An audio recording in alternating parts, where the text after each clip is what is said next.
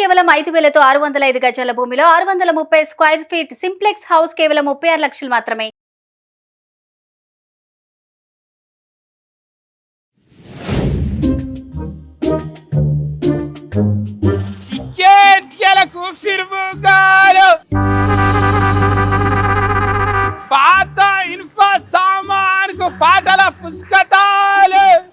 రెండు బుగ్గలు బేడ నీకు బుగ్గలా ఊదనీకే దమ్మే లేదు, నీకు బుగ్గలు ఏం చేసుకుంటావు? కాదు ఇంట్లో మా మనవడికి అది బస్తు బలం ఉన్నది, వాడు ఉత్తాడు.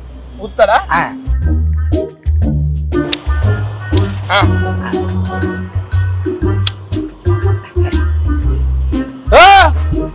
పైసలు ఇవ్వకుండా అవుతావు? పైసలు పైసలు ఎందుకు? అరే మా ఊర్లో సిటికి తోడు ఉన్నాడు, ఇస్తాడు మాకు. ఫిరీలు ఇస్తున్నాడు ఇవ్వడాడు. ఈ చుట్టుపక్కల 4 ఊళ్ళో నేనే ఫేమస్ అమ్మ నీకే. సిటి కింద కూర్చుంటాడు, ఓ చూడు పో. నాకు ఫోటోకి వచ్చిందా? ఇవ్వడాడు, నాకు ఫోటోకి వస్తాడు, చూస్తాను సంగతి. ఇదే మాకు ఇది ఉన్నాయిగా, లైట్లు కుర్చీలు ఉన్నాయి, అడుగుతావు. బుగ్గలు అమ్ముతున్నావు అంటే ఏం సంగతి? నువ్వు బుగ్గలా? నేను ఎందుకు అమ్ముతా బుగ్గలు? పైసలు తీసుకోకుండా ఫిరీలు ఇస్తున్నావు అంటే అమ్మితే నేను అమ్మాలి ఊళ్ళరా. ఎవరు చెప్పిర్రు? అరే కింద ముసలాయన అంటున్నాడు. కింద ముసలాయన గాయత తెలియదు అనుకుంటున్నావా? ఫిరీలు ఎందుకు ఇస్తున్నావు నువ్వు? అలవాటు నేర్పితే. అవి బుగ్గలు కాదు. ఒక్కసారి మీ చుట్టూ చూడండి, ఇక్కడ దవాఖాన బొమ్మ ఉన్నది, సైకిల్ పట్టుకొని అందులో వేసుకొని అమ్ముతున్నావా? మీరు అమ్మాయి దగ్గర నేను ఎక్కడ అమ్ముతా కానీ ఇవన్నీ సినిమాలు. సారు రాఘవేంద్రరావు సారు, అరే తనకెళ్ళ బారింది సారు, అందరు ఉన్నారు కానీ ఇంట్లో సినిమా నేను కూడా ఉన్నా చూడండి. బాగున్నా కదా? నువ్వు ఇక్కడ మళ్ళీ చేరా? అమ్మ కొడుకో, నువ్వా పాటలు పాడే మేడం కొడుకు కదా? ఇది నీ పేరు ఏంటిది? ఫుబస్తా అది ఉంటది ముందుగా లేనిది, అది అది ఆకాశ్ ఉప్పు బస్తా. ఉప్పు బస్తా, ఆకాశ్ ఉప్పు బస్తా. సర్నేమ్ ఉంటది కదా మమ్మీ.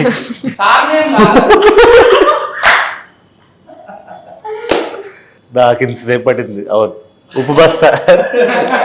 ఏం పేరు చెప్పు, నువ్వు చెప్పు. ఆకాశ్ ఉప్పు బస్తా. మంచిగా చెప్పు, మళ్ళా అమ్మ చూసింది అనుకో ఫెయిల్ అవుతుంది ఆయన. ఉపద్రష్ట. అది నాకు ఒత్తులు కాగునింతాలు రావు కానీ బస్తా చేశారు దాన్ని. చూసినావా? అయితే ముద్దుగిడ కూర్చురు. నేను ఆయనతో డౌటింగ్ కొట్టింది. నాకు నేను బుగ్గల అమ్ముడు సిక్కేంటికి లేక ఇంట్లోనే అనుకున్న సినిమాలనా. అయితే హీరోయిన్ కదా ఏమే? అవును, చూసిన అందులో పోస్టరింగ్ లో మంచిగా కొట్టినావు. నీ పేరు బాగానా? ఇంకేందో కొనక్కున్నదా నీకు కూడా ఉప్పు బస్తా లేక? ఏమన్నది? ఏం పందిరి? వాళ్ళ పందిరా? Rolling, it should be rolling. నాకు వద్దు భావన అంటే చాలు. ఇంకా డైరెక్టర్ పేరు అయితే పెద్దగానే ఉన్నది, చూసిన నేను. గంగనా మోనా శేఖర్. గంగన మోని. అందరికి ఇవి కొన పేర్లు గమ్మతున్నాయి. మీరు పెట్టిన పేర్లు గమ్మతున్నాయి. ఆస్తుకు అట్లా కుదిరినాయి. శేఖర్ అన్న చెప్పే, నువ్వు చిన్నోనివో పెద్దోనివో కరెంటు తీగ లెక్క సన్నమే ఉన్నావు కానీ అది కూడా తీసినావు అంట కానీ. పంచతంత్రం. పంచతంత్ర కథలు. అదేంటిది? ఆంకమాలజా?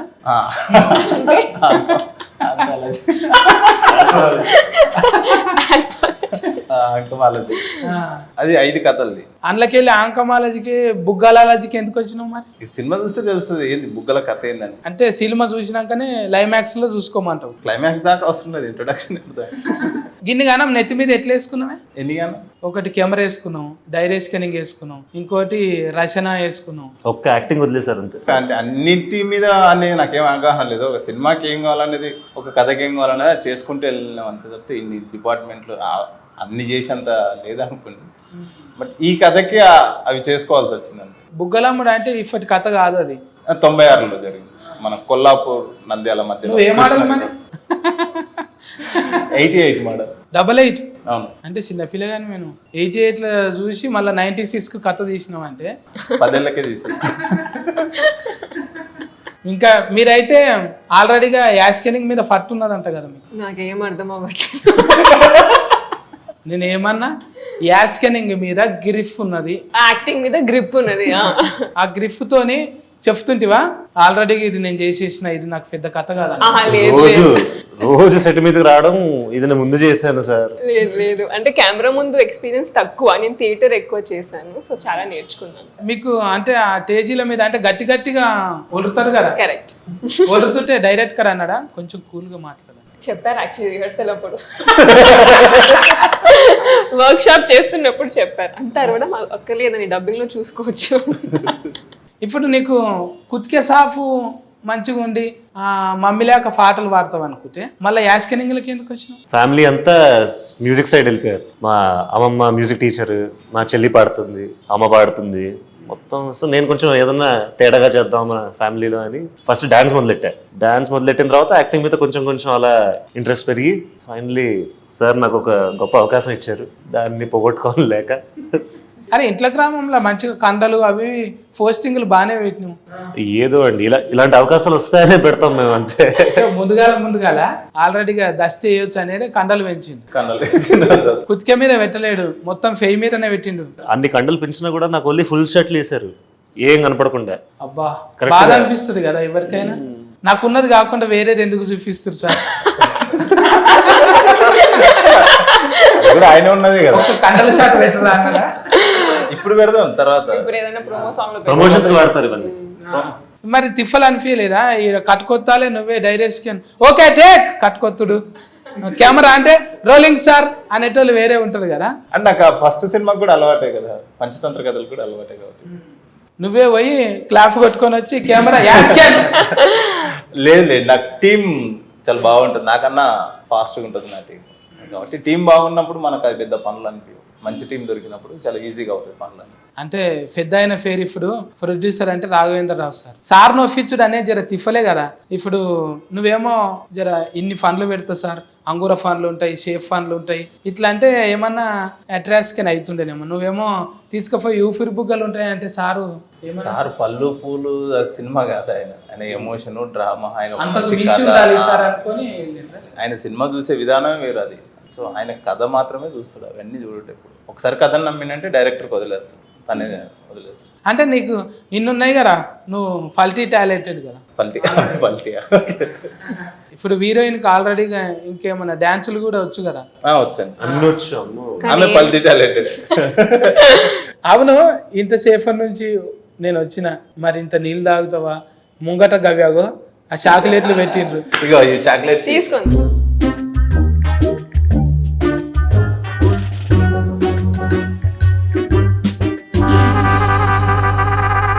కెమెరా బంద్ చేయండి అన్న.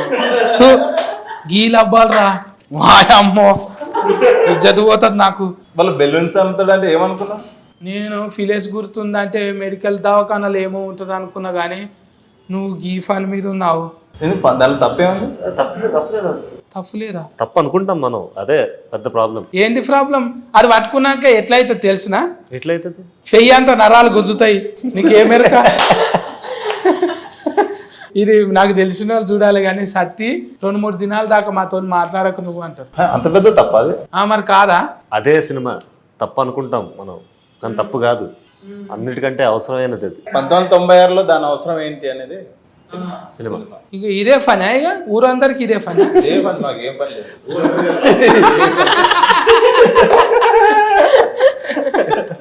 నువ్వు ఏం బుగ్గలు నువ్వు అమ్మేది? నేను ఊపిరి బుగ్గలు.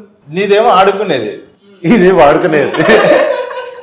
అమ్మా అంటే ఇవి ఒక్కోసారి లొల్లి అవుతుండే పోరగాళ్ళు వీటల్లా బోరింగ్ కాడ నీళ్ళు నింపుకొని మస్తు తన్నులు తింటుంటివి, చెప్పకూడదు కానీ బోరింగ్ కాడ నీళ్ళు. చాలా మంది చేశారు అది, చాలా మంది చేశారు అది. దీని పుణ్యాన మీరు ఎన్నిసార్లు దెబ్బలు తిన్నారు? ఇప్పుడు చెప్పుడు అవసరం అంటావా? కెమెరాలు పెట్టి ఇంత మాట్లాడుకున్న తర్వాత కెమెరా. అందుకే చిన్నప్పుడు అన్న, ఇప్పుడు పెట్టింది నేను అడగట్లేదు.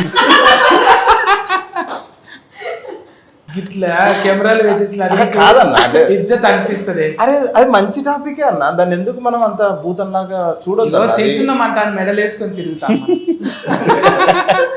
కనీసం జోబులలో పెట్టుకొని తిరగమని చెప్తున్నా. వాడుతున్నామంట వాట్సాప్ స్టేటస్ పెట్టమని. అయిపోయింది. ఒకప్పుడు బిత్తిరి సత్తి, ఇప్పుడు బికినీల సత్తి. ఎథిక్స్కు అది ఇది అనేటోళ్ళు కొంచెం ఉంటారు, కానీ అసొంటోళ్ళను మరి విమర్శలు కూడా వస్తాయి కదా కొన్ని. అన్న వస్తాయి, నేను అదే అంటున్నా. సినిమా చూసిన తర్వాత దానిలో ఏం తప్పేం లేదు. ఇప్పుడు అంత పెద్ద అయినా ఇలాంటి సినిమా ఒప్పుకున్నాడంటే అర్థం చేసుకుని ఇంకా చాలా గొప్ప విషయం మాకు కూడా. ఇంత నమ్మి- ఎందుకంటే ఎప్పుడు సినిమా అంటే ఏదో ఒక టైంలో మాత్రమే మనం ఏదైనా ఒక కమర్షియల్ ఆస్పెక్ట్ లో ఒక సోషల్ గా మనం ఏదైనా జనాలకు ఏదైనా చెప్పాల్సిన టైం వస్తుంది. కొన్ని కథలకే ఉంటుంది, అన్ని కథలు చెప్పడానికి ఉండవు. సో అలాంటి కమర్షియల్ కథతో మాకు చెప్పే అవకాశం వచ్చిన స్క్రిప్ట్ అనమాట. సో అందుకే సార్ కూడా చాలా మంచి స్క్రిప్ట్ అని యాక్సెప్ట్ చేశారు. ఇంకా నువ్వు సిగ్గు పడలేదా మరి? నీకు సిగ్గు అనిపించలేదా? లేదు సార్, కష్టం సార్, అది ఎక్స్పెక్ట్ చేయండి. వద్దు అమ్మకని చెప్పాను కానీ వినలేదు. నాకు నా లక్ష్యమే ముఖ్యం అని, నా పెళ్ళం కంటే నా లక్ష్యం చాలా ఇంపార్టెంట్. అవి అమ్మితే నీకు కమిషన్ వస్తుందా ఇట్లా? కమిషనే. నేను డబ్బుల కోసం చేసామండి, కొంచెం అవగాహన పెంచుదామని. ఆ రోగం ఏంటి, అప్పుడు పరిస్థితులు ఏంటి, ఎందుకంటే అప్పుడు ఎవరికి అవగాహన లేదు, ఎవరికి ఆ మైండ్ సెట్ లేదు. ఇప్పుడు అదే టైటిలింగ్ కదా, నన్ను యాది పెట్టుకో లేకపోతే నిన్ను యాది మరుస్తారంటాను. బాగా రాశారు కదా. మంచిగా రాసినావు, డబ్బా మీద బోర్డు వేసుకొని తిరుగుతున్నాడు. ఇప్పుడు సంబంధాలు అంటే ఎవరు చూస్తలేరు కదా, టూక్ వాడతారు ఎక్కువ. అంటే సక్రమానికి వాడాలి. అంటే నాకు తెలిసినంత వరకు పెద్ద రోగం అంటారు కదా, అప్పుడు ఇది ఇట్లా అనలేకపోతారు. ఎయిడ్స్ అంటాను. ఎయిడ్స్ అంటే ఓయమ్మో, ఎయిడ్స్ అంటే అని తీసుకుపోయి ఆడ అలగబెట్టాలి అన్నట్టు ఉంటుండే. అని గాలి వాడితేనో లేకుంటే ఆయన ఇట్లా మాట్లాడితేనో తుఫిల్లు వాడితేనో వస్తుంది అంటాను అంటుంది. అవిటి మీద నేను కూడా తిరిగినాం. అప్పుడు పాటలు కూడా రాసి పాడినాం అనమాట.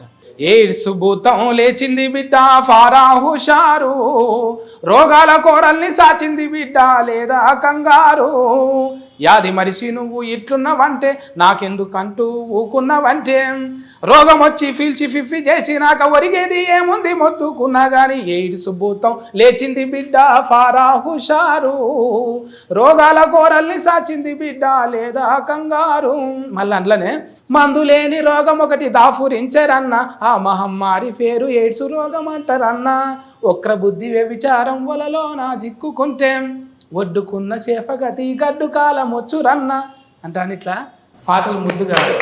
సూపర్. సేమ్ ఇది సినిమాలో ఈ టాలెంట్ కూడా ఉందా? పల్టీ టాలెంట్. ఫల్టీ టాలెంటెడ్ మేము అసలు ఇక్కడ మొత్తం ఫల్టీ అంతా ఇక్కడే ఉంది. ఫల్టీలు వేసే ఏ లొంకరపోయినాయి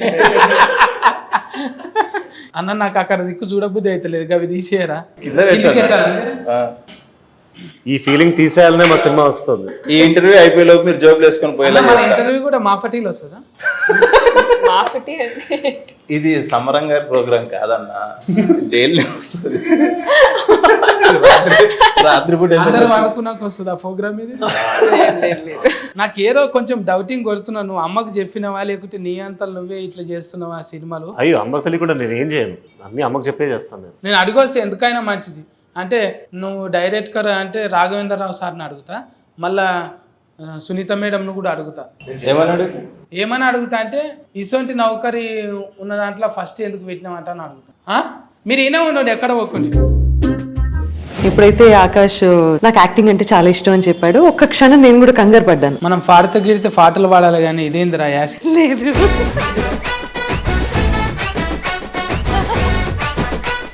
ఎక్కువ డాట్కర్లు యాట్కర్లు దగ్గర ఉంటాయి. అంటే చదువుకొని మీ భాష కనీసం ప్రొనౌన్స్ చేయడానికి కూడా తిరిగి రాదు తెలుసా. డాక్టర్ మీరు ఇప్పుడు అన్నారు డాట్కర్.